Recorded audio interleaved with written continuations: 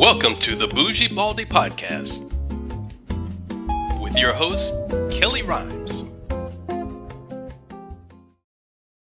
Everybody, welcome back to another episode of the Bougie Baldie Podcast. My name is Kellie. I am a women's hair loss support and authenticity coach, and I help women go from insecure to confident when it comes to their hair loss. Hair loss is a very, very challenging journey, and you may need some support emotionally and mentally, and I'm the person that can help you get through it, and as well as help you get to the place to where you're feeling comfortable and embracing whatever look you choose to embrace regarding your hair loss.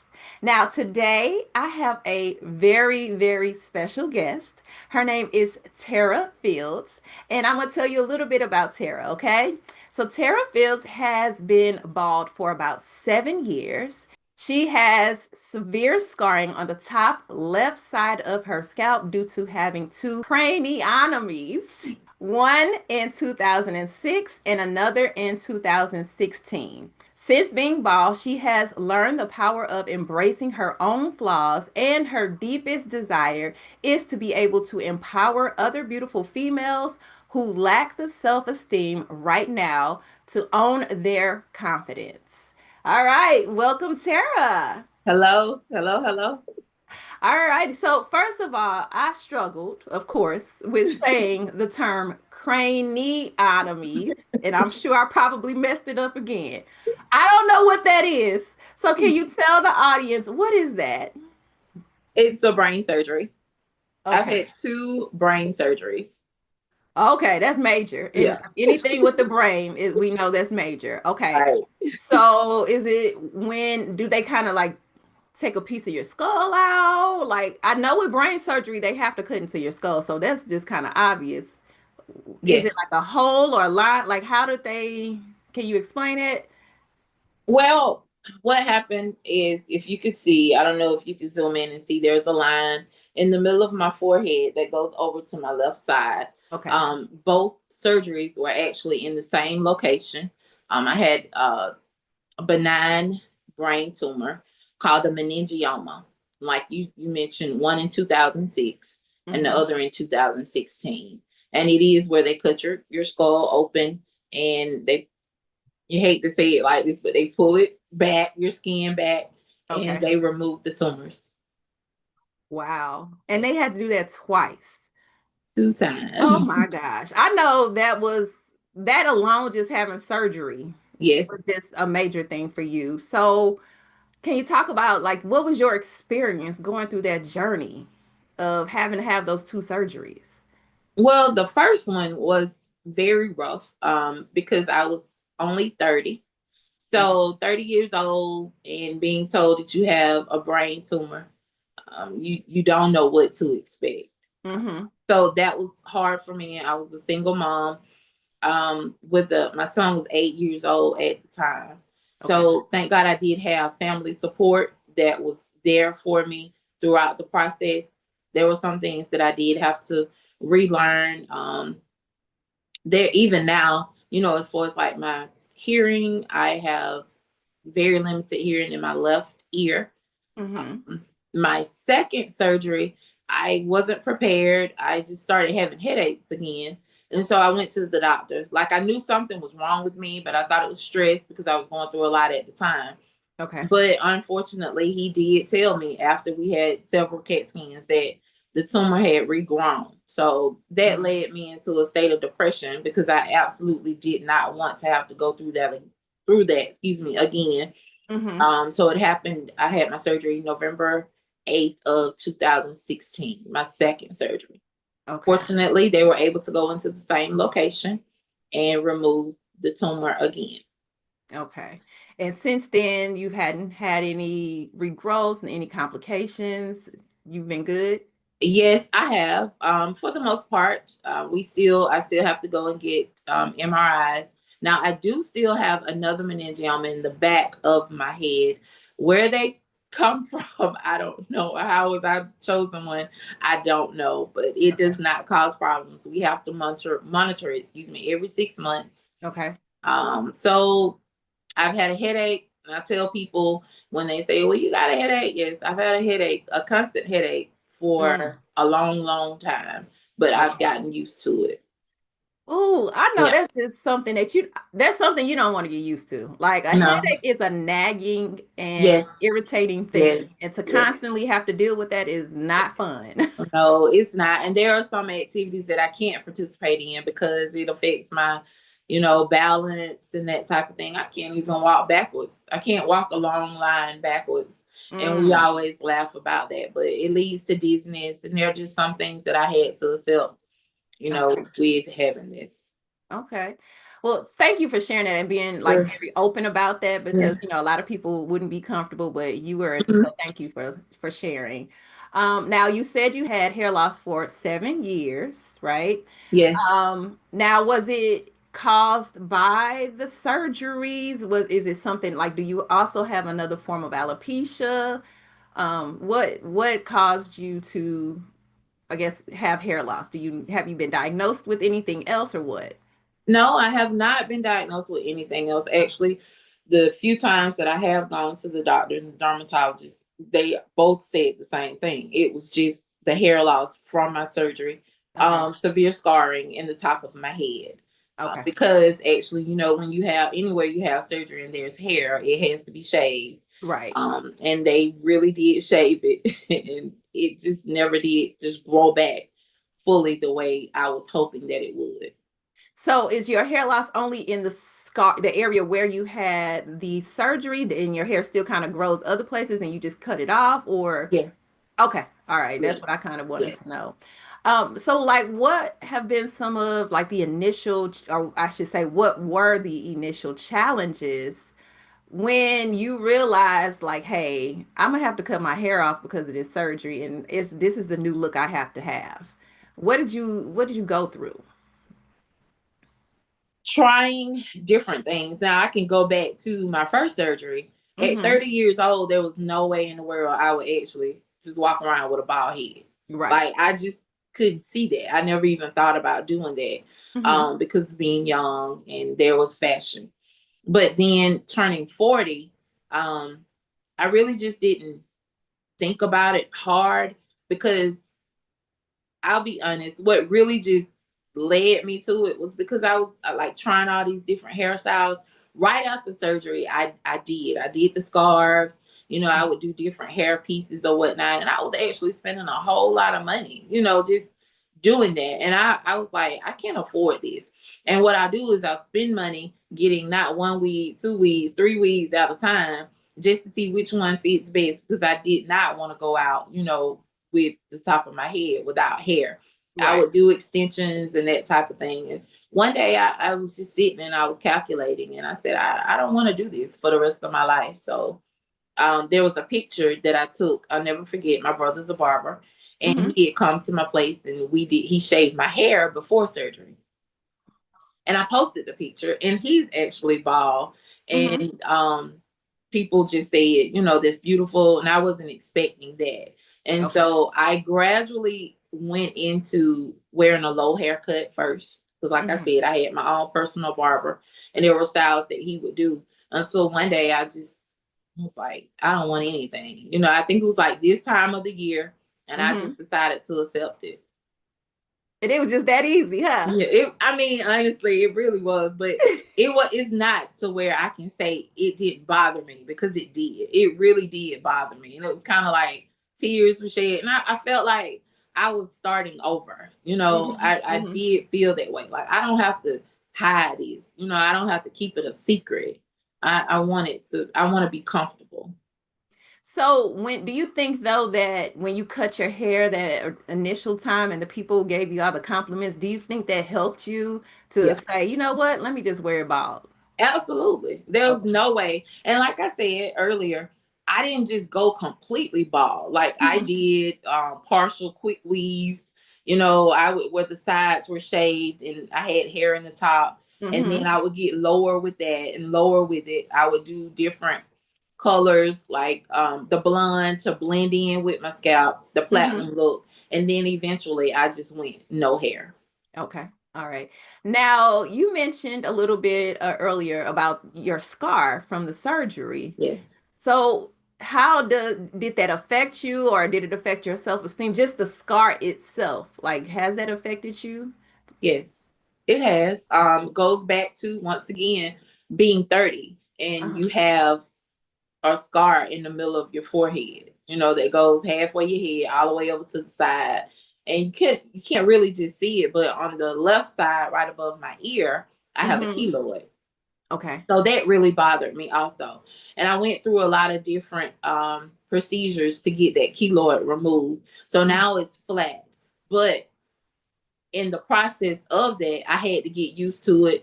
The stairs, I still laugh about my niece. Kids have no filter whatsoever. No. No, they do not. Yeah. So she was just looking at it horrified one day. You're like, what is that? So I was like, thank God you are my niece. Uh-huh. And we would talk about it. I started getting used to it. Fortunately, I was able to get steroid injections into it, and it made it completely flat. Okay. So by the time I had my second surgery, that was a fear factor of mine, not knowing if that keloid was going to come back. Mm-hmm. Fortunately, it did not. But I still, they ended up going into the middle of my forehead, the same place. So it made my incision even deeper. So my head is kind of a little low Indented. left, high right. You can see it, Yeah. but I'm okay with it. I mean, my scar is my testimony. Like, it really is my testimony. So I would rather be here to talk about my scar than not be here. So that is my major motivation with it. It's just the fact that I can look at it every day, 2, 3 times a day, or whenever, because whenever I'm looking at myself, I have to look at it. Mm-hmm. I accept it. So, what was the process, or how did you get to that point to being able? Because I know in the beginning, even like when I first started having hair loss and things like that, it was hard for me to even look at myself, Yeah. right? And you Right. gradually, get comfortable looking at yourself, and start embracing different things about yourself. So, what was that journey like for you to kind of like, okay, I know I have this scar or this indent or whatever, but I'm still beautiful. So how did you kind of redefine beauty for yourself? Understanding that, and I'm not a pro at this now. I want to put this out because No, there are days. no, nobody said you were, but this Yeah. is about you and how did you Yeah. get through it? Okay, because there are still days where I look at myself, and I'm just like, I got all these steroid injections in the side of my face, so it made my face so big. That's something that I, wasn't just so proud of. Mm-hmm. But it's that self-talk. We are our own worst critic. I feel like that. And Yeah. I look at myself, and I still have to remind myself, I leave my notes on my mirror and I just say, Tara, you were left here for a reason. So Mm-hmm. you embrace what I left you with and you make it work for you.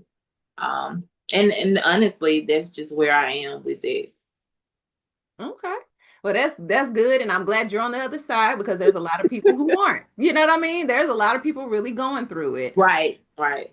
The next question I want to ask you is, what advice would you offer to a woman who is struggling to embrace their own unique features? I mean, I know you've overcome some things that you did not particularly want to happen, physically to yourself. So, what would you say to someone else who's struggling? And how can they maybe, I guess, ignore society's standards? Society has these beauty Yes, standards. So, how do yes. you just tell someone, you know what, don't worry about that? You are you and you are beautiful regardless of whatever has happened. How would you encourage a woman who's struggling? I think about it because we define I can't say pretty. The word pretty in that description is not beauty. There's a difference between being pretty and being a beautiful person. Mm-hmm. Beauty comes from within. You can be a pretty person, pretty face, but still have a bad attitude.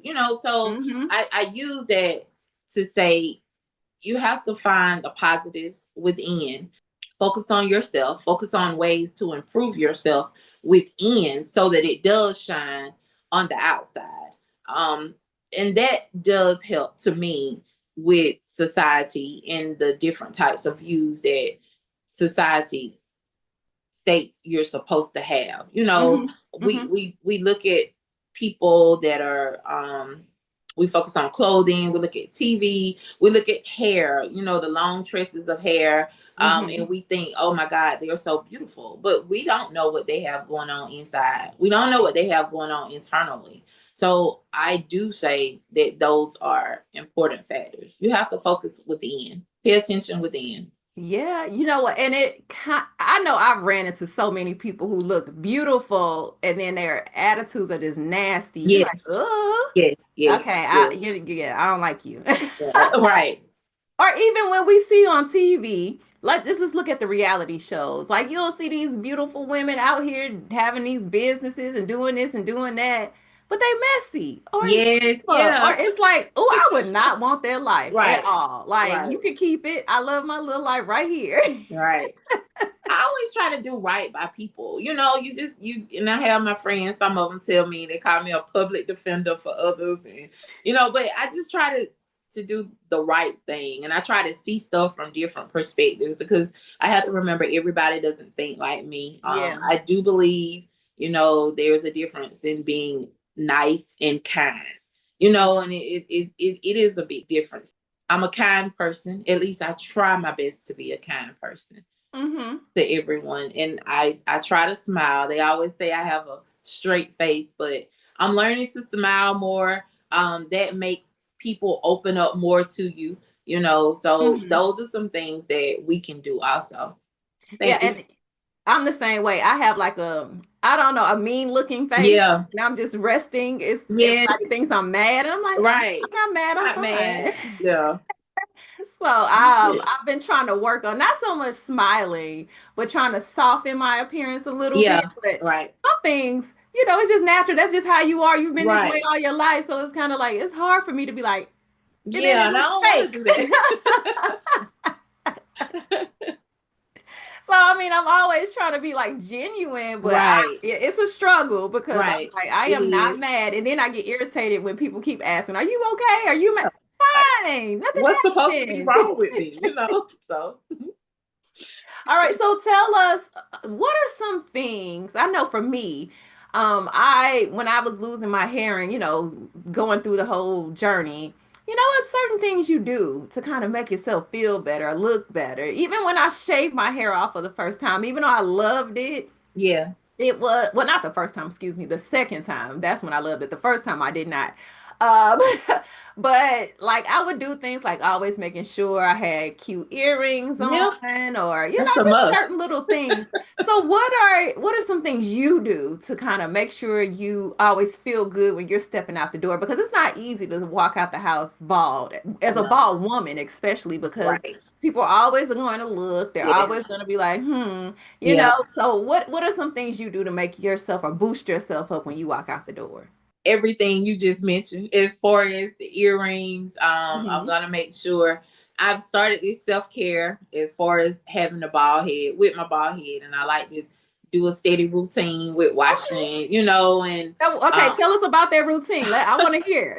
well, I don't shave my head anymore. Okay. I use the hair remover cream, just Like a the nair? simple. Yeah, no, it's like a nair, but it's not nair. It's actually for men and beards, and Okay. I always use that. I exfoliate after that. I make sure I use a moisturizing shampoo. I think it's dark cream of nature. That's what it is with the Okay. organ oil in it. I use hmm that, and then I shower it off, making sure I get a lot of steam to it.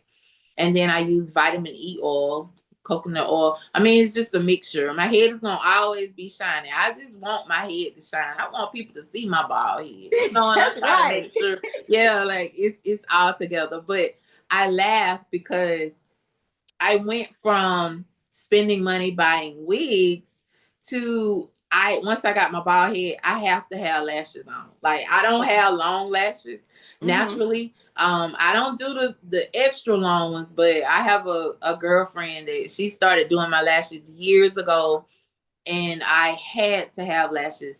And I just recently started doing the extensions myself, like Oh, the I love trip, those. just Okay. so I can do it myself. But I've been driving before. Like I'll leave home, drive, and you know how maybe you take a look at yourself in the mirror and I realize I don't have my lashes on. I'll drive back across town to get some lashes before I but it's just something that makes me feel better. And I'm gonna always keep on a larger pair of earrings, and try my best. I'm not a heavy makeup wearer. I'm not one of those people that get up and make my face up every day. Yeah. But I will put on lip gloss, lipstick, that type of thing. Yeah, that's me too. I need to have earrings. They don't have to be Yeah. big ones. I just Yeah. need some earrings. Right. And like just put some lip gloss or Vaseline Mm-hmm. on my lips, some moisture on my face, and I'm ready to roll. Right. I don't wear Yep. too much makeup either unless I'm doing something that's Right. is needed. But yeah, I keep it simple. But I also do fun little things like my hair wraps. Like anytime I go somewhere, whether it's like a festival or if I'm in another country and I see like a pretty fabric, Mm-hmm. I always pick up a piece because I love to do my hair wraps when it's, Yeah. especially when it's cold outside. Right. Because, our bald heads get cold. We want to Yep. keep it warm. So just making it cute and it's always going to jazz up an outfit, you know? Yes, it will. And I love Yeah. your scarf. I'm a beanie girl in the winter time. I Mm-hmm. just ordered some silk scarves for the summer to try and put with different outfits or whatnot. I'm not a baseball cap person because Okay. it just makes my face just, I don't know, it's bigger. But Mm-hmm. I'm into the new style with the trucker cap, so I'm trying my best to try to get some of those, and we're gonna see how that works. But yeah, any type of style, I'm for it. Yes, you got to just think about, what makes you feel good. Yep. It doesn't have to be anything extravagant. It could be dressing, keep putting on dresses. Now, I do love a Absolutely. good dress when it gets to spring and summer. Yes. Give me my sundresses, my off the shoulder. I like my Yep. off the shoulder Hmm. shirts. That's me. That's my thing. Now, with your hair loss, I know sometimes, and maybe all the time, your thoughts about beauty change because they have to, right? When you Right. look at yourself in the mirror and you don't have hair, you still have to know that you're beautiful, right? Yes. So Yes. how did you get to that place? Like how did your definition of beauty change and what was that process? I mean, I guess it still goes back to me stating that having a pretty face and being beautiful is different. Though I genuinely feel that way. Your attitude speaks a lot as far as beauty. And understanding that it does come from within. I wouldn't sit here and lie and say that it was easy for me, because there are plenty of times where I'm thinking, like you just stated, you can have on the nicest outfit and still like something is really missing. Like Mm-hmm. I really think if I had hair on my head, this would look better. Mm-hmm. Or But you see somebody with a hairstyle, you're like, "Ooh, I yes, wish I can get that. yes, It's yes, so yes. pretty," Yep. But Yeah. then I think back to how uncomfortable I felt once when I Mm-hmm. was trying that. And Mm-hmm. that gives me peace in knowing that I did all I could. So there's a reason why I'm supposed to be bald head, and I just accept Yeah. it. Like I really do accept it. Like I said, kids, they really point. It's funny walking in stores and you see kids looking at you and just Mm-hmm. pointing stuff, and their parents are so embarrassed. And I'm just like, it's fine. It's perfectly okay, but it gives me comfort in being able to help somebody else along the way. You have so Definitely. many people that, well, I don't know about anybody else, but for me, you have people that walk up to you and they're like, how long has it been? And I'll get to Mm-hmm. talking. One day I was actually in a store and a lady walked up to me and she said, I've been watching you because I live in a small town. She was like, I've been watching you. She said, you really carry yourself well with your bald head. And she was like, you really inspired me. She had a wig on, but she Mm-hmm. lifted her wig and showed me that she had shaved her hair. So we started a conversation.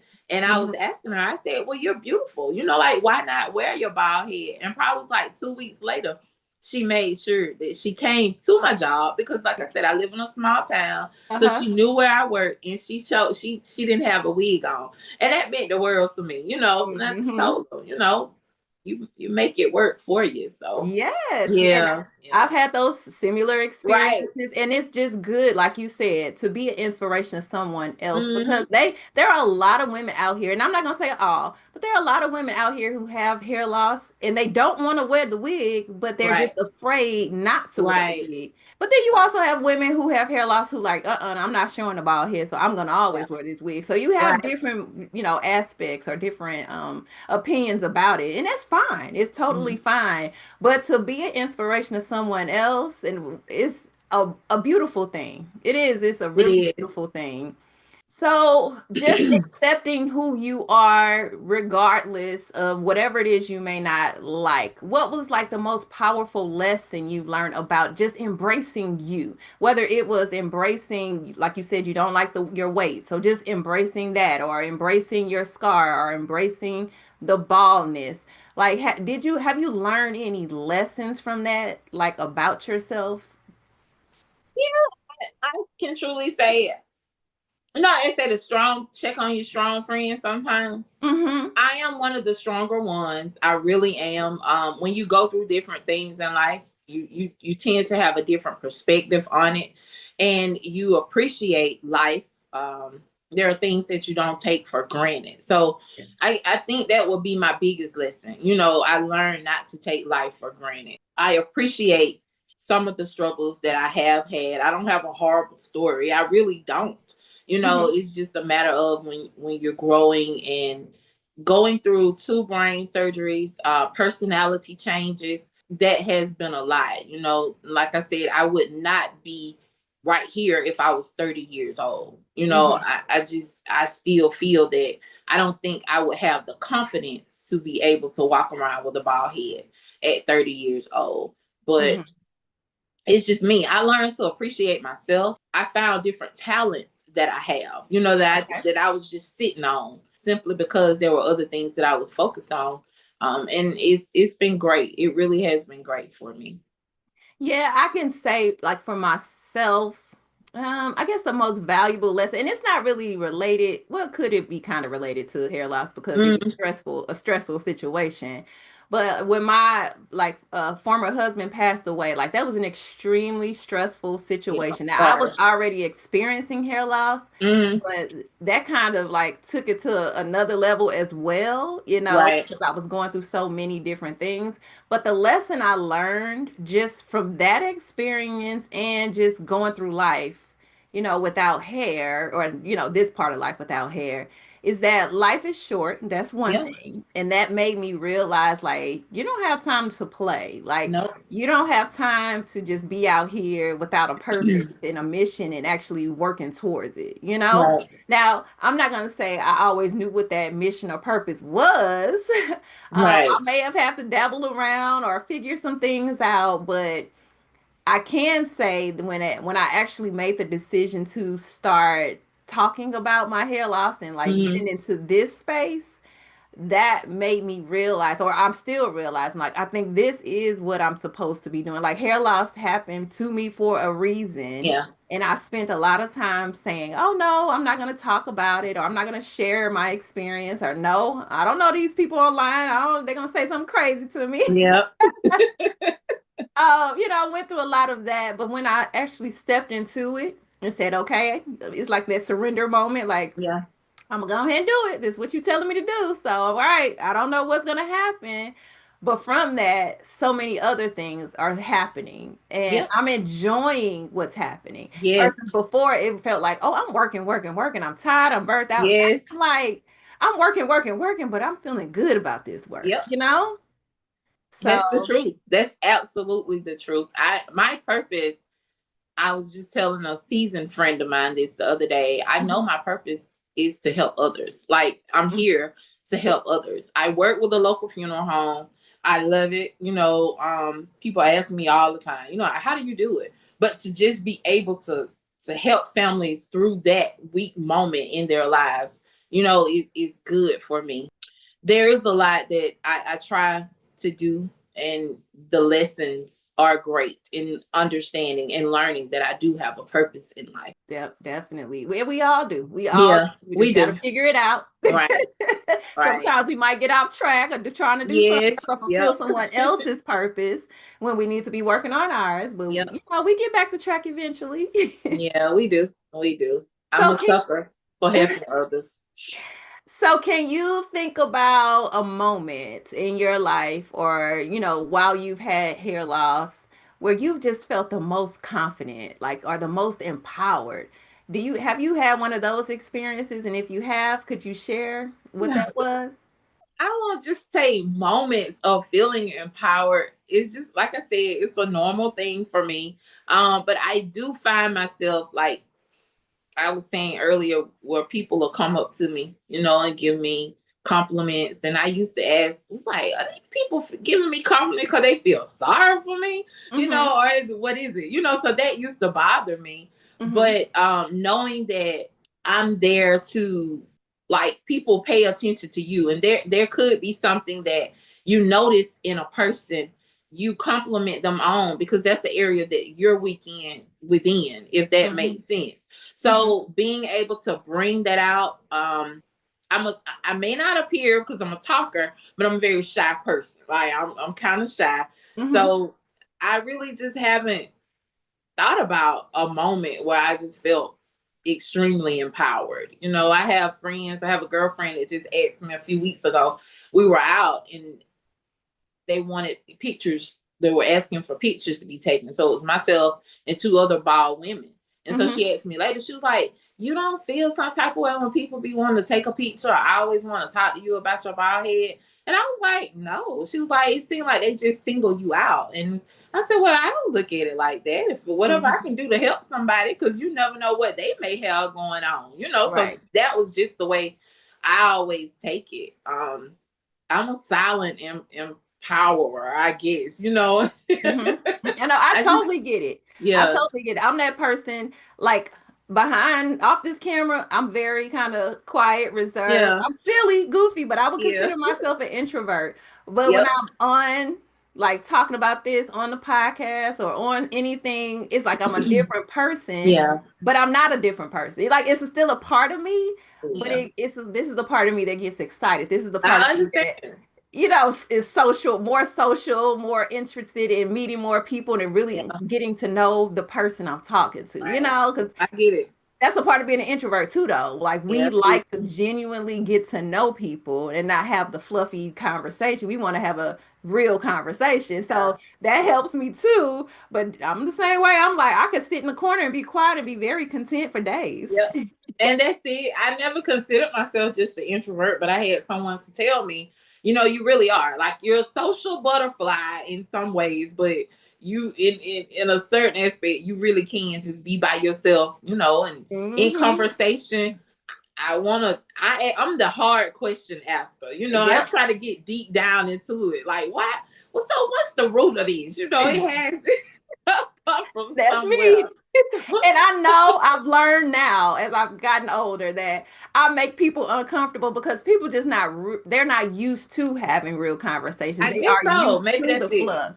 That's So they it. get uncomfortable and they don't want to talk to me. Like, I have people Yeah. in my family who, like, probably try to shy away from me because I'm the one, like, if you want to talk to me, let's have a real conversation. But Yeah. I just ask, hey girl, how you doing?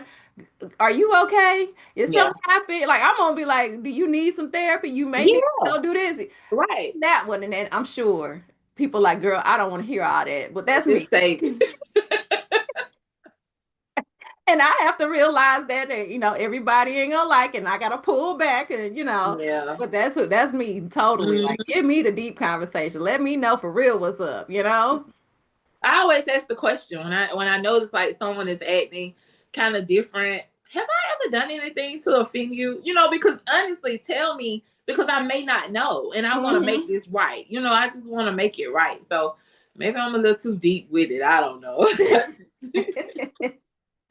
Now, we were talking a little bit before we started the podcast about something you're working on. So you're wearing a shirt, and I asked you about your shirt because I'm like, I like that. The Thank Baldi you. Confidence, Yes. right? Yes. Tell everybody, what is Baldi Confidence? What are you working on?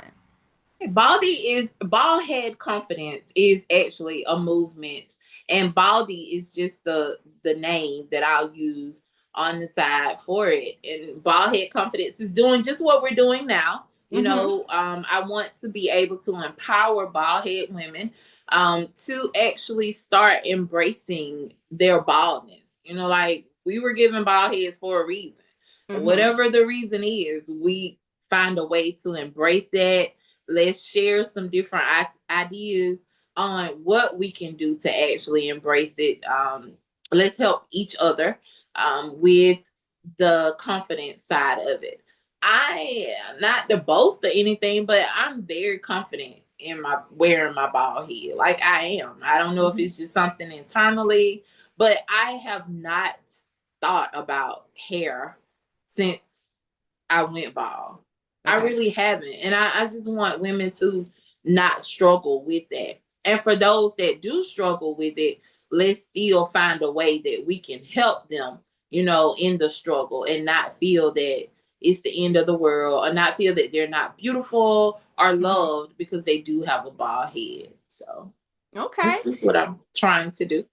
All righty. So with that, you have created the shirts like the one you're wearing. Yes. You have several of them, or? Yes, I have this one, like the one I'm wearing, and I have a couple of more that will drop. I have one that it gives the definition of a baldy, and a baldy is a bald and confident, beautiful, confident woman. And then I have a couple of more. Okay. All right. So whenever you launch your t-shirt line, yes, where can people find it, or how can they connect with you so that you can make an announcement and they know about it and they can go grab a shirt? Can you provide that information? Yes, go ahead and follow me on Facebook. I'm getting into the social media thing. I'm only on Facebook now. Know if I need to be embarrassed just saying that or what, but you don't follow Tara Fields on Facebook. An announcement will be made. We're hoping to drop within the next 30 days. We still got a little work to do, but we'll definitely have some merchandise. We're gonna go ahead and have some patches so you can put on your jackets, your hats. We're gonna have some sparkle cloths, which will be just sweat rags. Because bald heads do sweat, so we need to have something, to take care of that.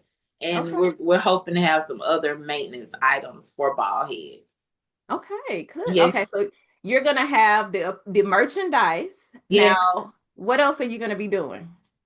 Just I'm aiming. You've inspired me to start podcasting, so that would definitely be a thing. We're gonna host some different conferences that we can pull into, because in my area it's a small area and we need those advocate groups. There are a couple in town, but we really want to make sure that we include everyone is what we're trying.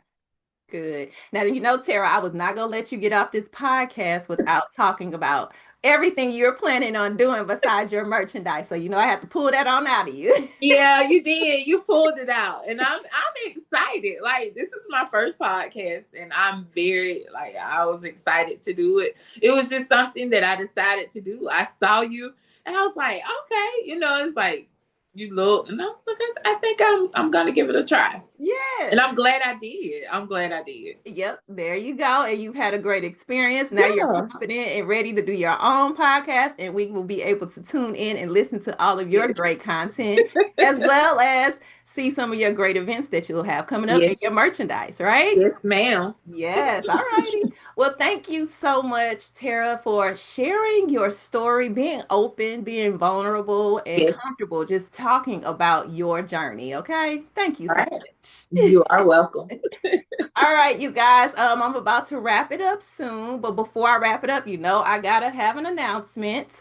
We are still looking for people who would like to be featured on the Bougie Baldie TV show, which is an extension of the Bougie Baldie Podcast. So if you are a business owner that has a product or service that may be related to hair in general, it could be hair care, hair loss, hair replacement, whatever that may be. If you're a healer or someone who supports women's health or women's empowerment, we're looking for you too, right? Also, if you are a person who has experienced or a woman who's experienced hair loss and want to share your journey, or your hair loss has led you into different work that you do now, we would like you as well. So we have featured spots for businesses for you to have a full episode to be visible and promote yourself globally. And we also have spots on our panel. So if you're interested in being on the Bougie Baldie TV show, I'm going to put a link in the description for you to schedule a call, and we can see if you will be a good fit, and we'll go from there. Okay. So if you're interested in being on the Bougie Baldie TV show, make sure you click that link in the description and book a call with me. All right. As well as take a look at Tara's Facebook. Her information, her link to her Facebook page will also be in the description or the show notes. So you guys can follow her as well. So you can find out about what's happening in the future with her and her business. All right. So that's all I have for you guys today. I hope you enjoy the rest of your day. I'll be back to you next week. From my heart to yours. Bye. Bye. Are you a woman struggling with hair loss, feeling unattractive and insecure? At Limitless Mindset Coaching, we understand the emotional toll that hair loss can take. In just 90 days, we help you transform from feeling lost and embarrassed to radiating with confidence and joy. Imagine building your self-esteem, discovering the perfect camouflage technique to cover up your hair loss, and receiving tips and tricks that can help you with your hair loss and embrace the new you while connecting with a supportive community of women just like you. Say goodbye to those negative emotions and hello to a positive mindset.